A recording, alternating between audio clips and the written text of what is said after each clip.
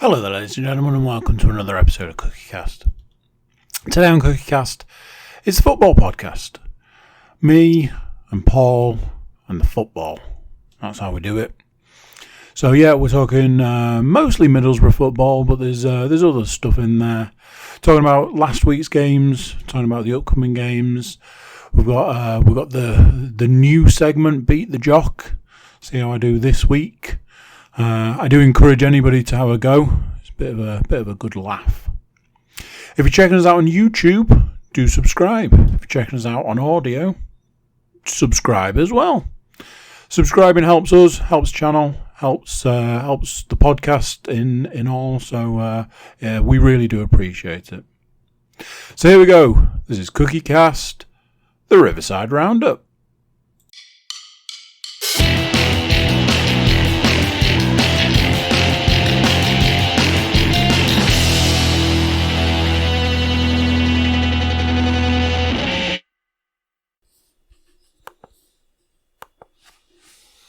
Oh, there we go.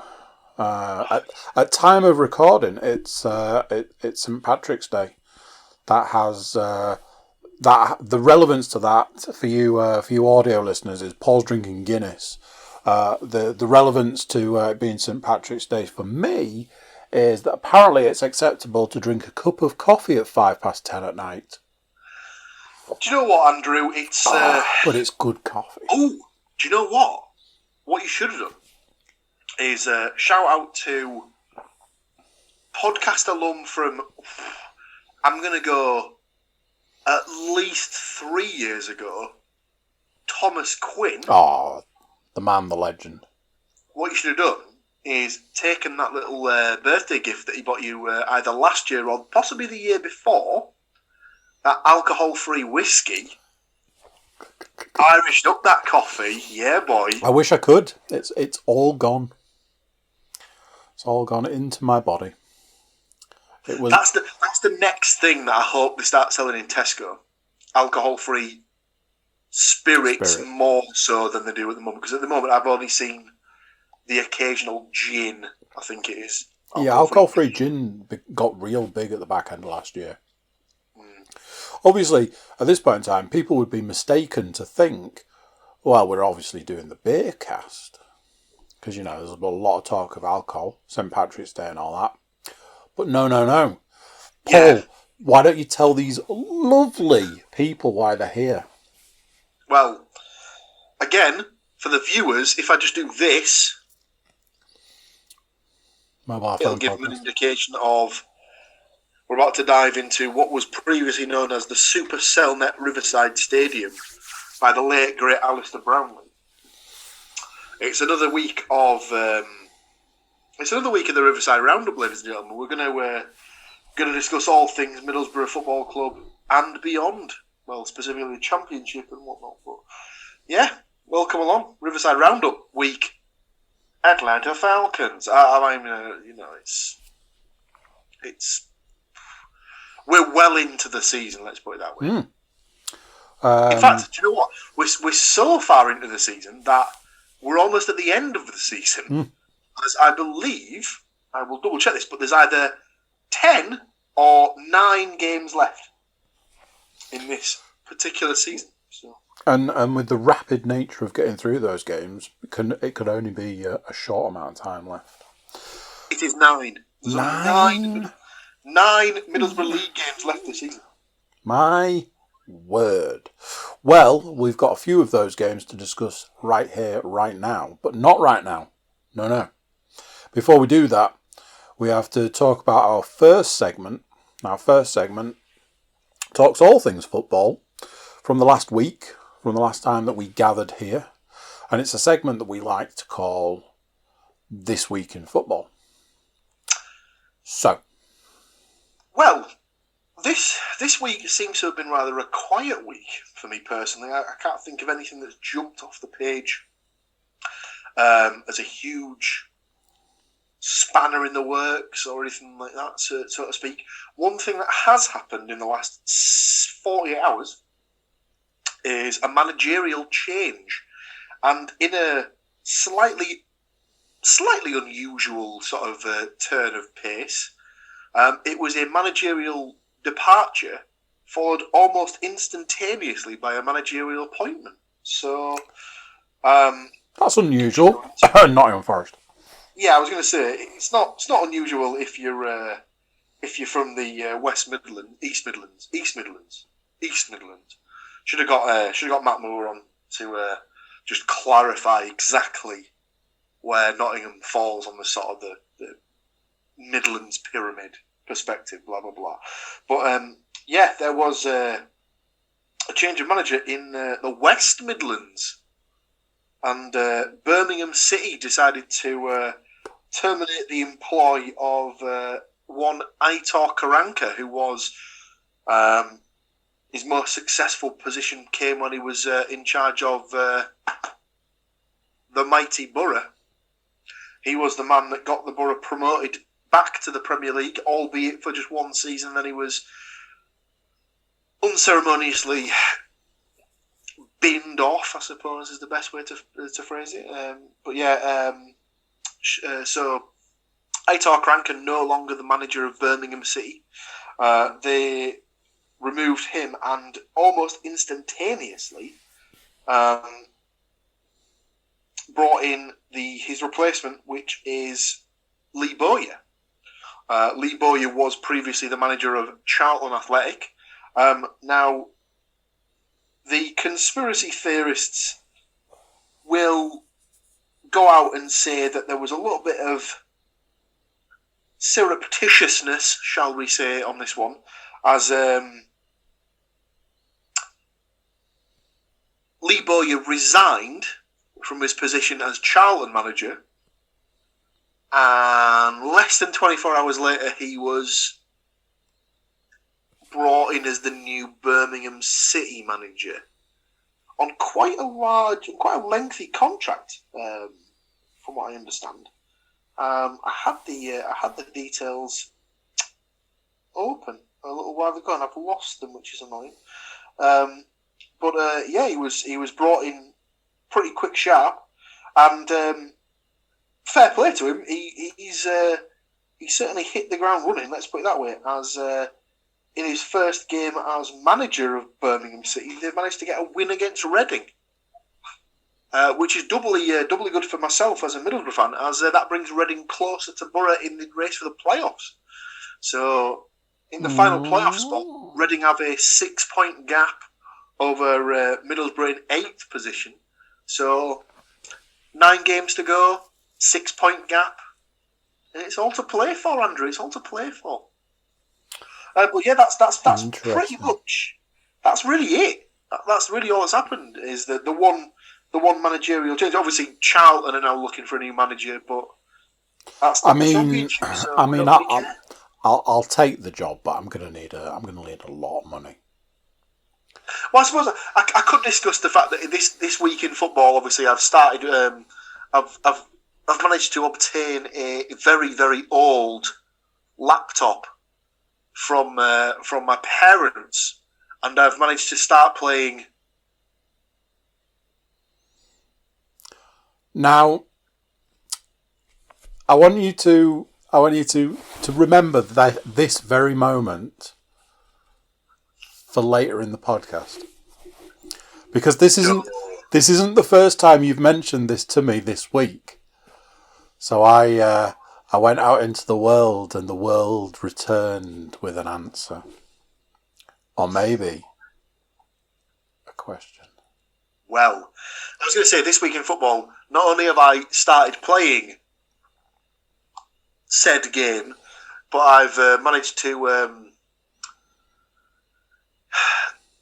I managed to, take the Middlesbrough team from 2000 to 2001 to both a UEFA Cup win, and then the following season a League Cup win, and I'm now in the season after that, and I've been appointed as the England manager on a joint basis with Middlesbrough. So I mean, it's onwards and upwards for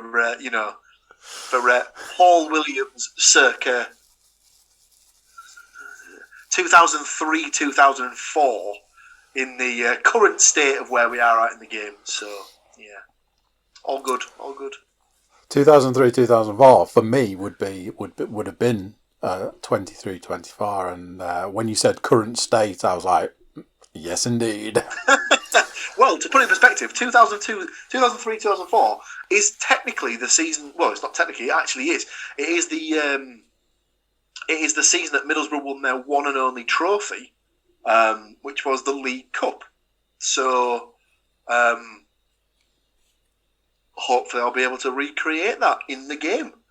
And it was also the season that it was also the year that I turned the young sprightly age of 18. 2004. What a wild hot summer that was. But we don't need to get into that right now. So. No, we don't. I'd like to say I can remember 2003, 2004, but I'd be lying. Anyway. So, with closing that segment off, not a lot happening in the football world. Obviously, things that do happen in the football world are football games. We here at the Riverside Roundup podcast like to ruminate. Word of day, toilet paper. Ruminate on what those games might look like. Now then, I want you to cast your mind back to around about this point of the podcast last week. Certain Andy Cook took himself off and was like, "Look, we need to get back in the game here. We need to start seriously getting points on the board because you're an embarrassment to yourself and this podcast." So with that in mind, let's talk Middlesbrough Stoke City. Now then, obviously I've totted up the scores. I've laid out this coming week's games, which we'll get onto, and we'll need to talk about like what the next couple of weeks is going to look like because it's a busy time, just not locally, I suppose. Obviously, I have done the scores from the 2 Middlesbrough games we predicted, and woo, hello, nurse. Don't want to go spoiler central, but let's talk Middlesbrough Stoke City. What was the score in that game? Well, this was I say a surprising result. I did on the day think that Middlesbrough would have enough to get the win. That wasn't what I predicted last week, however. But there was something that came out in the stats where it was something along the lines of, I don't think Stoke have ever won at the Riverside. I'll definitely have to check that stat just to be absolutely certain, but don't think they've ever won at the Riverside. The best they've ever done it is get a point, which has happened on a couple of occasions. But they hadn't got a positive result on Teesside, let's say, because obviously there was the previous stadium at the Ayresome Park. In a number of years, and they'd lost the last 3, I want to say. Something like that. But, yeah, Middlesbrough ended up putting together quite the performance for a 3-0 win. Yes, indeed. 3 glorious goals. No goals for Stoke City, and correctly pointed out, that is not the way that you thought it was going to go. Have you got goal scorers for us on that? I certainly do, Andrew. Sadly, I know for a fact that I don't think I picked any of these 3 players. However, I don't think you picked any of these players either. So we had a goal apiece from centre-back Grant Hall, centre-back / midfielder Paddy McNair. Salute to Paddy on St Patrick's Day. And a first goal of the campaign for Nathaniel Mendez-Lang. Indeed. And again, you are correct to say that neither of us managed to pull any of those 3 names out of our bags for goals. So we already see the way this is going. We're already getting a feeling. So Paul went with a 2-2 on this one, and of the 4 people picked, obviously 2 of those were void, and 2 of them weren't any of the 3 goal scorers. I didn't pick a correct goal scorer either. I did put Middlesbrough down to win though. So as discussed previously on the podcast, you have much more faith in my team than I do, so you're a much better man than I. And this is the week for that to finally pay dividends, as we'll get to. So look, just one little point for me, but off to a flyer. So takes us nicely into the next game. Next game is a team that just seems to keep coming back, keeps appearing in my book. Wycombe Wanderers, and they went up against Preston North End. Now then, what was the score in this game? The score in this game, Andrew, was a rather surprising to some. Wycombe Wanderers 1, Preston North End 0. Have you got a goal scorer for me? I do. It is Ryan Tafazzoli. That is it. That 5 times fast. That is a name right there. That's one for your good lady. I would feel. Let's put it this way: it's one that you wouldn't mind having emblazoned across the old back. Absolutely. Now here's the thing about this game. So casting my mind back when I was looking at it, I was like, oh man. So I write down my scores and then you give me your score, and I often, as with this one, when you give me your score, I'm like, oh, I've totally called this one wrong, because you had Preston down for a cheeky goal. I, on the other hand, had Wycombe down for 2. Now I didn't get the goal scorer right, but as we've already said, Wycombe did win that game. Points on the board for Mr. Cook. I mean, we are flying right now. As is the way, the week is split into 2 halves, and we have a running total and things like that. So that talking to has seemed to do the world of good, and I am winning at this point with 2 points to nothing.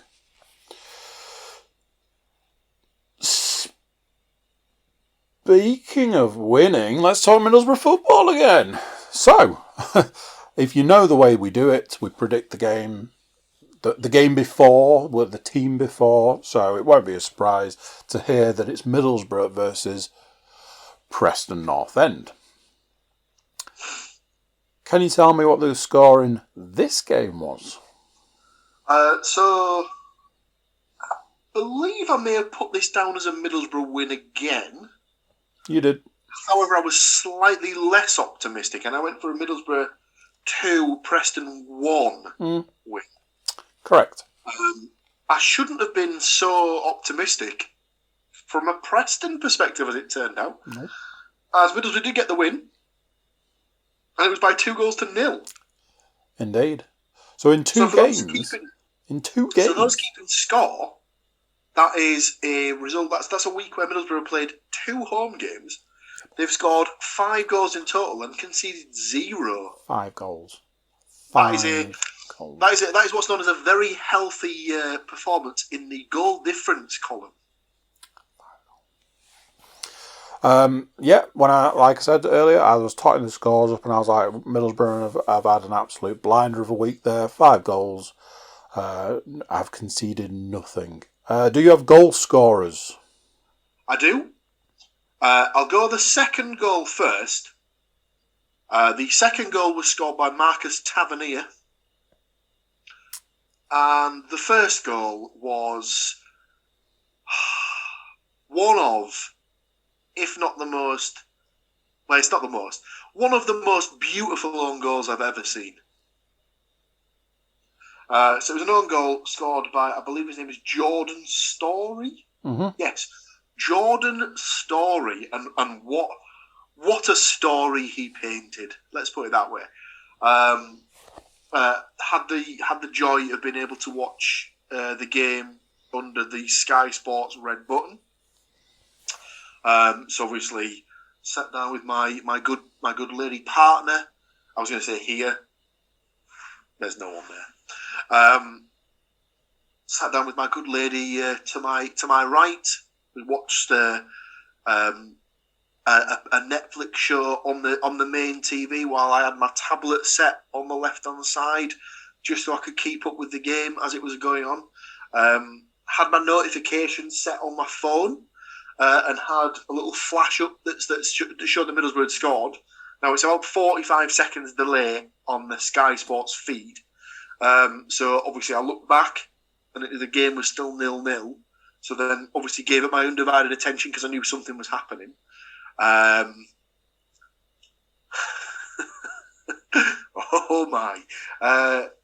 Yannick Bolasie gets the ball out wide on the left-hand side. Whips a ball into the box. Not a great deal going on. It wasn't exactly as if he whipped it with absolute ferociousness or whatever. It was. I'd say it was a ball that 99 times out of 100 a defender will deal with comfortably. They'll just basically keep their eye on it and just either take the ball down and then clear it up the field, or just in one fell swoop they'll just make sure it arrives on their foot and then just give it a good whack and just get it as far away up the field as they can. Mr. Story decided to not take that approach.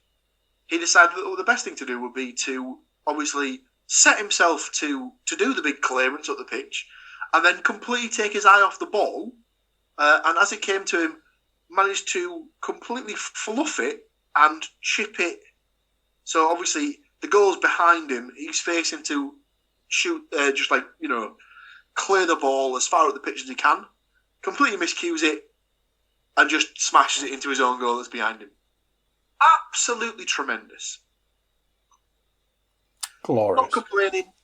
Not complaining at all. Obviously put my team 1-0 up. Points on the board, isn't it? And then just to compound the misery, about 10 minutes before half time, Preston had a man sent off for a little kick out at one of our guys, Sam Morsey. So that put Preston down to 10 men. To make matters worse, at half time when the referee was going into the stadium for the half-time break, to the referee's room, the Preston manager confronted him to, I would assume, ask him about the decisions in the first half, and his protestation meant that he ended up with a red card himself. So Preston down to 10 men and had their manager sent off at half-time, which was nice. So, yeah. How many games banned did he get? Well, I don't know if it works in the same way for backroom team. I imagine that if it's covered in the ref's report as to why he sent him off, he might get a touchline ban based on what comes out in the report. But I don't think it carries a touchline ban as standard. So we'll just have to wait and see. But yeah, it was very interesting to see a game where refereeing results went in Borough's favour, as they've had quite a few results that have not gone their way in the last couple of years. I didn't want to draw any attention to it, but I was a bit like, do you suppose that this was a little bit of like a make-up for previous indiscretions by any chance? I mean, you could maybe argue that, but you'd like to think that no, because if that is the case, then that's not really fair against Preston, because they hadn't done anything, negative against Borough. So it seems harsh that they would bear the brunt of that and whatnot. But yeah, I'd like to think it was just basically watching the incident back. I think it was a bit of a harsh red card, personally, to Preston, because our guy Sam Morsey was definitely given as good as he got, shall we say. I think he had a little sly elbow and stuff before before he got kicked out at, and it was just unfortunate for the Preston guy that the ref just managed to turn and saw that part of the incident, or his assistant flagged, got him on the radio and was like, "Oh, well, the Preston guy's had a kick out at the Borough guy. Probably needs to, sort that out and stuff like that." But like I say, I'm not going to complain. Happy Borough got the win and they close within 6 points of the playoffs. So Morsey should have been spending more time scoring goals. That's all I know. It's coming, Andy. I'm telling you, he got his first goal against Swansea. Massive deflection, but I think he'll get at least one more between now and the end of the season. Let's put it that way. So, as we've danced around the subject, Paul did go for a 2-1, so in the ballpark, but not quite nailed on. Nobody picked any own goals as far as predictions concerned. I did have Middlesbrough down for a win, just a straight up win, but not quite enough. Didn't give it enough. Halfway for ladies. So no goal scorers picked, but points for both participants for the scores. So brings us to the final game that we predicted, which when we started recording, it was all done and dusted. If we'd have started sooner, that might not have been the case, because it was a 7 o'clock this evening kickoff. But it was all done and dusted nicely for when we got to this point, and I wrote up the scores. Very different to what either of us thought was going to happen. More so for one of us than the other. So yes, QPR versus Millwall. What was the score in this game? Well, Andrew, the score finished QPR 3, Millwall 2. Correctamundo. So, I'll give you a little heads up on this one, my lovely listeners and viewers. Nobody picked 3-2. So let's get it out. Let's get it out there. Also, because of the way that the predictions went, just nobody picked QPR to win. There was a draw on the cards, and there was a Millwall win on the cards. So we're already down by the numbers. However, this is an opportunity to claw some points back. Who scored the 5 goals in question? So, for QPR, there was 1 goal for Charlie Austin, 1 goal for Stefan Johansson, and 1 goal for Jordi Device. Indeed. And for Millwall? For Millwall, there was a goal apiece for Jed Wallace and Mason Bennett. Indeed. What I can tell you is that none of the Millwall goal scorers were predicted, and I didn't predict anybody scoring for QPR. However, Mr. Williams did say that Austin would score a goal, and he did. So there's points. Now then, if you've got your calculator or your quick maths head on, what you'll see there is Mr. Williams took a point in both of the second half of the week's games. I only took 1 point. But what that means for the week is 2 points for Paul, 3 points for me. He's done it. He's done it, ladies and gents. He's finally got his groove back. Winning the week with 3 points is this man right here. That's what I'm talking about. What it's all about. Now let's see if I can do it again. So, as I alluded to earlier, what we've got coming up is World Cup qualifiers. But we have got FA Cup to predict. So there's just one game, Millwall versus Middlesbrough. to predict, and then we've got some FA Cup action, and then it'll be a little quieter on the Western Front with World Cup qualifying going on. But anyway, that's getting ahead of where we are right now, and where we are right now is Millwall versus Middlesbrough.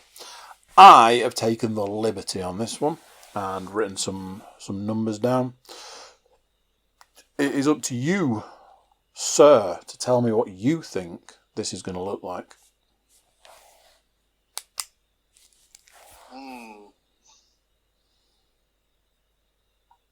I will go for a very slender Millwall 0, Middlesbrough 1. Okay. Goal scorer? I feel he's been getting closer the last couple of weeks. I'm going to go for an optimistic Chubber.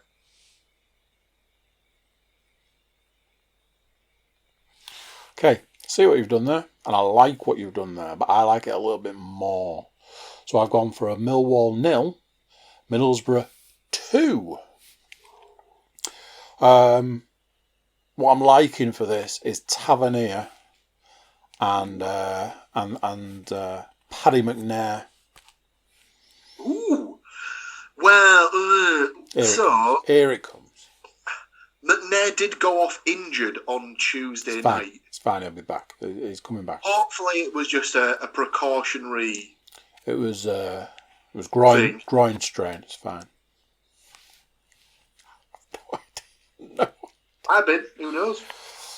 It's fine. He's going to come back and he's going to score a goal. There you go. You heard it. I'll take that. You heard it here first. Take that. That right there is the prediction for those games.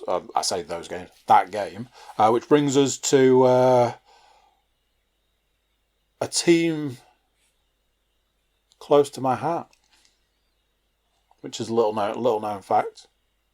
Big Leicester City fan. Love Leicester City. Big Leicester City fan. Yes, it is Leicester versus Manchester United. So, just to clarify for those who might be a little bit lost at this point on the podcast.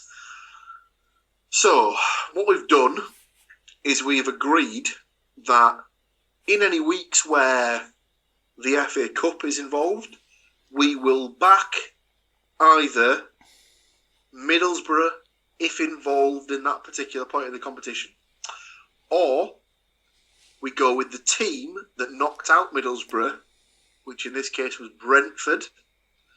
Brentford then progressed to the next round and were knocked out by Leicester City, and Leicester City remain in competition. So at this particular point, the bet passes to Leicester, gives us the thread all the way through the competition. So that brings us to Leicester City versus Manchester United. Indeed. Same as before, I've already put a score down for this. So what do you think this game is going to look like? So it is a cup tie, so it is slightly different. I've gone for the 90-minute betting, and I've gone for a draw. I've gone for 1-1. I've gone for Leicester City 1, Manchester United 1. Now, obviously, if that does happen on the day, there'll be an extra 30 minutes played, and if there's not, and if it's still level at the end of the 30 minutes, there'll be penalties and whatnot. But for the purposes of this particular podcast, I've gone for, in 90 minutes, Leicester City 1, Manchester United 1. Goal scorers.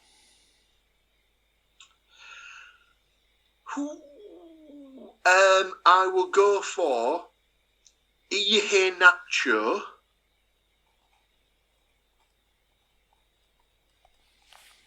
Good luck with that. And Greenwood.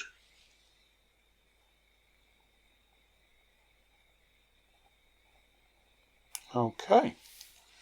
Obviously, you've got to support the home team. Some might say, and I've gone with a 1-0 to Man United.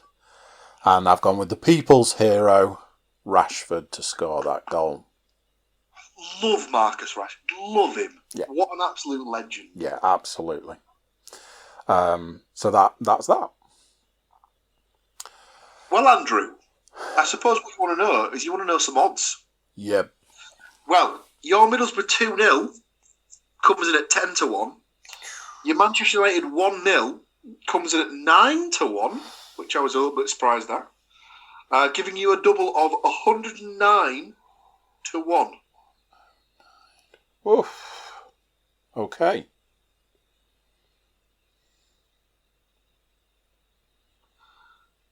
Whereas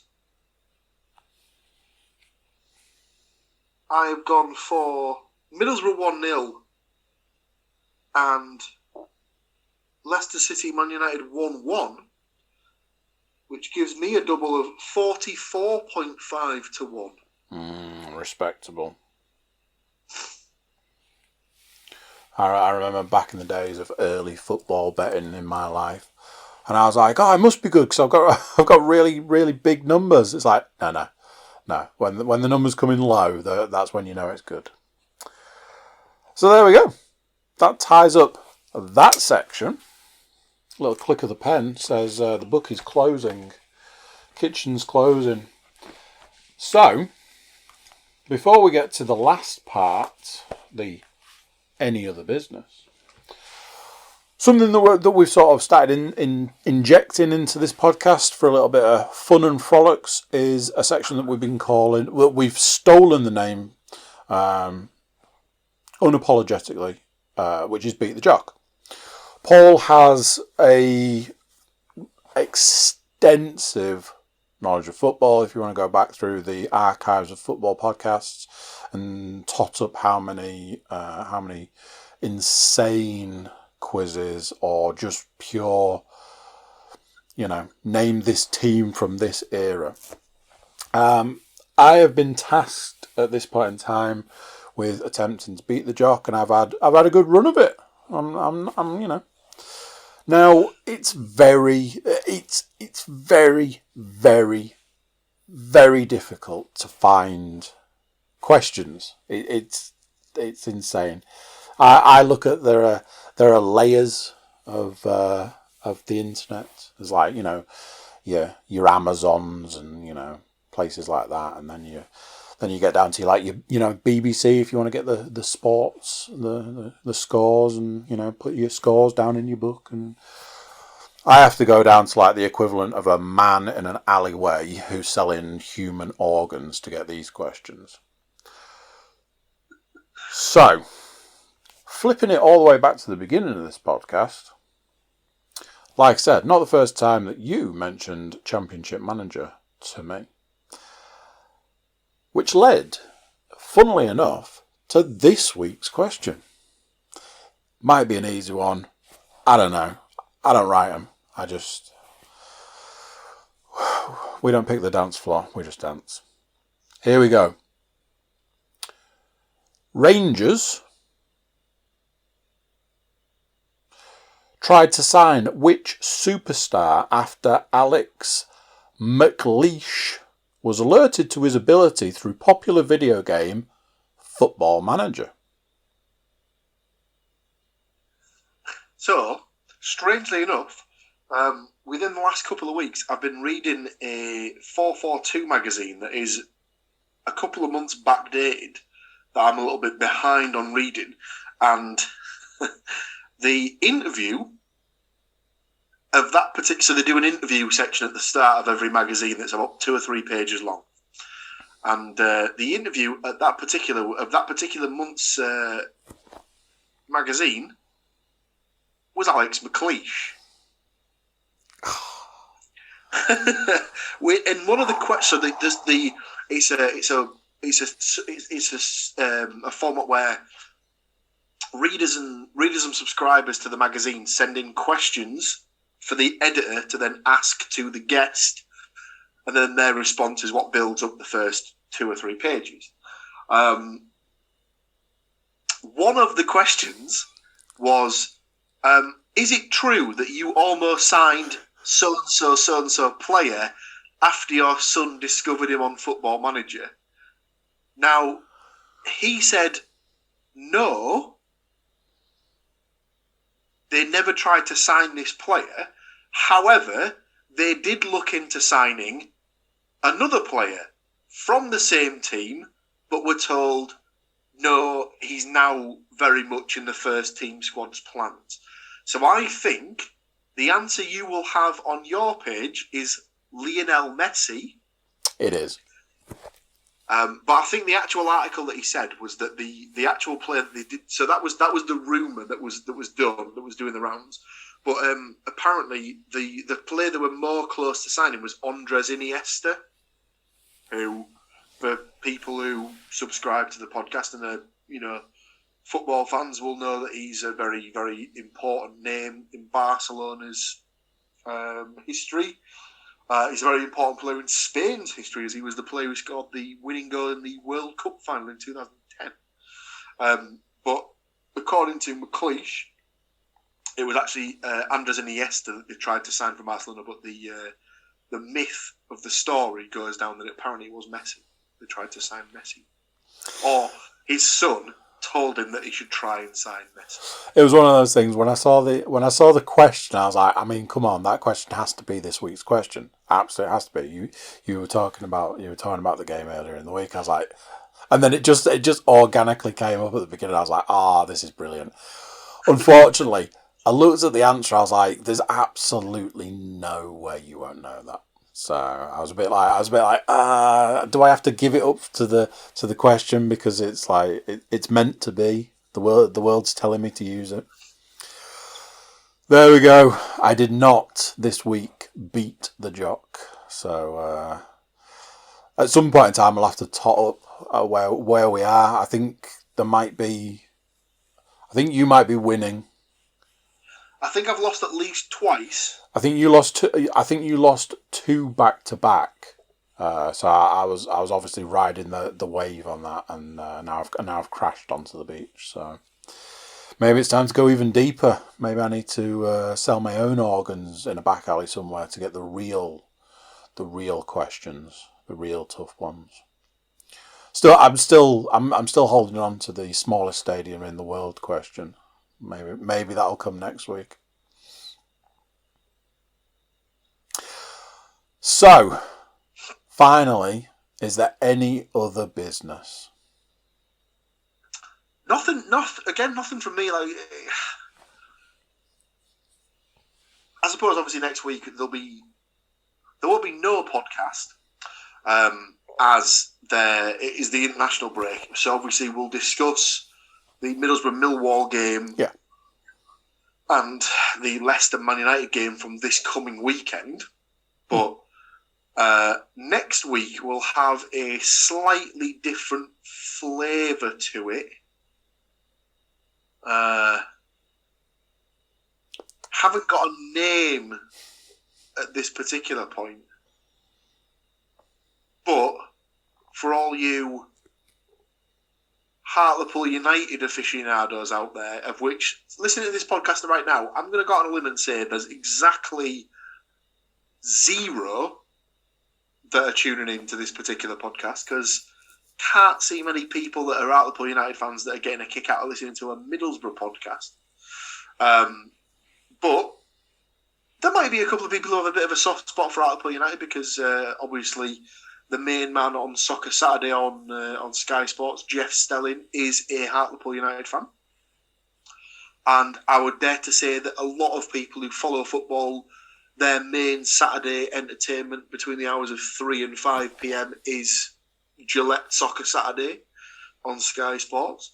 So we're going to cover the Hartlepool United games that will be scheduled for next week in next week's podcast, or technically I suppose it's 2 weeks' time from time of recording. But over the course of the weekend, where England will be playing their World Cup qualifiers, we will be covering the Hartlepool United games for that weekend, just to give a little bit of something different to cover in the podcast, as there's no Middlesbrough game to cover. And rather than doing the England game, which is a little bit, It's not that I don't care about England. I just care more about Hartlepool United. Let's put it that way. So we'll break the podcast down. We'll do a little bit more based on Hartlepool's games that are upcoming next week. Throwing it out there. No running around the pool. Just just off the top of my head. I think we can do better, Andrew. Yes, so do I. I think we can always do better. We'll get it. We'll get it. We'll get it. It's fine. As long as we stay Obviously, away from they play talking at about Victoria Park. So there's a couple of words there that we can use. We'll get something. We'll have something that's. Yeah. I'm fully confident that we'll have a hybrid name that we can sort of mesh together as a one-off podcast that we'll be able to. Absolutely.